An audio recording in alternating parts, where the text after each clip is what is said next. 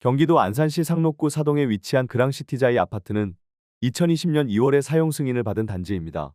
이 아파트는 14개 동으로 구성되어 있으며 총 3,728세대가 거주하고 있습니다.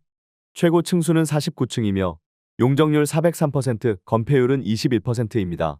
총 주차 대수는 4,745대로 세대당 1.27대입니다. 35평형의 월 평균 관리비는 약 28만 원입니다. 35평형의 공시가격은 4억 1,500만 원, 보유세는 약 47만 7,880원입니다. 이 아파트는 2020년 당시 35평형 매매가가 4억 8,500만 원에서 최고 8억 6,500만 원까지 상승했으나 최근 2025년 2월 기준으로 6억 원에 거래되어 최고액 대비 31% 하락했습니다. 주변 편의시설로는 이마트 고잔점 2.8km가 위치하고 있습니다. 종합병원으로는 단원병원이 약 2.5km 거리에 있으며 반경 1km 이내에 병원 8개, 약국 3개, 편의점 11개, 마트 4개, 학원 40개가 분포되어 있습니다. 교육시설로는 안산해솔 초등학교 10m, 안산해솔 중학교 342m, 성안고등학교 2.4km가 있습니다. 어린이집으로는 자이꿈 어린이집 47m와 국공립 자2 1차 어린이집 65m가 가까운 거리에 위치해 있습니다. 교통편으로는 사리역이 2.5km 거리에 있으며 판교까지 약 80분, 강남까지는 약 90분이 소요됩니다. 최근 국내 건설업계가 연쇄적인 부도 위기에 직면하면서 부동산 시장의 불안정성이 더욱 심화되고 있습니다. 2025년 들어 불과 3개월 만에 신동아건설, 삼부토건, 대우조선해양건설, 대적건설, 삼정기업, 안간건설, 벽산엔지니어링 등 중견 이상 건설사 7곳이 부도를 맞이했습니다. 이로 인해 협력업체들의 줄도산이 우려되는 가운데 공사 중단 현장이 수도권 곳곳에서 발생하고 있습니다.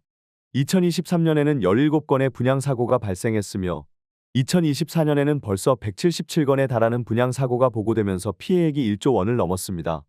이러한 흐름이 지속되면 부동산 분양 시장이 더욱 위축되고 건설사들은 생존을 위해 결국 할인 분양에 나설 수밖에 없는 상황으로 몰릴 가능성이 높아지고 있습니다. 문제의 근본 원인은 2022년부터 신규 착공 물량이 급감한 데 있습니다. 2021년에 착공된 아파트들은 대부분 완공 단계에 접어들었으나 금리 인상과 높은 분양가로 인해 2022년과 2023년에 신규 착공 물량이 크게 줄어들었습니다. 이에 따라 건설사들은 새로운 일거리를 확보하지 못하고 있으며 정부 발주 사업 역시 상반기에 75%의 예산이 집중되면서 하반기에는 공공사업도 급감할 것으로 예상됩니다.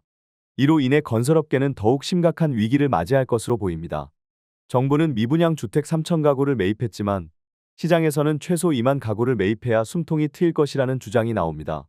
그러나 국민들의 세금이 투입되는 만큼 이에 대한 반발도 커지고 있습니다. 일부에서는 건설사를 살리기 위해 지원이 필요하다고 주장하지만 그만큼 종합부동산세 등 부동산 관련 세금을 높여야 한다는 의견도 제기되고 있습니다. 서울 부동산 시장의 경우 언론과 일부 전문가들은 상승세를 주장하고 있지만 실상은 작년과 같은 패턴이 반복되고 있습니다.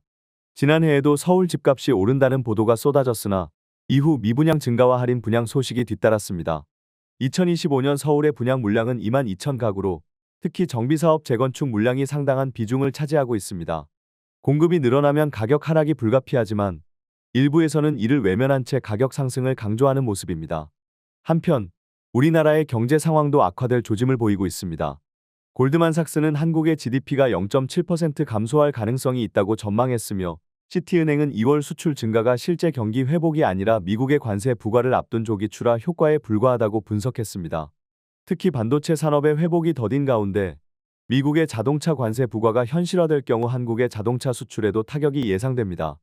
트럼프 전 대통령이 한국을 직접적으로 거론하며 관세 인상을 예고한 점도 불안 요소로 작용하고 있습니다. 결국 현재 부동산 시장의 거품이 꺼지기 전에 한국 경제 자체가 무너질 가능성이 높아지고 있습니다. 정부가 부동산 부양책에 집중하는 동안 건설사들은 연이어 도산하고 있으며 경기 침체가 현실화되는 가운데 시장의 자연스러운 조정이 이루어지지 않으면 더 큰 위기가 닥칠 것입니다.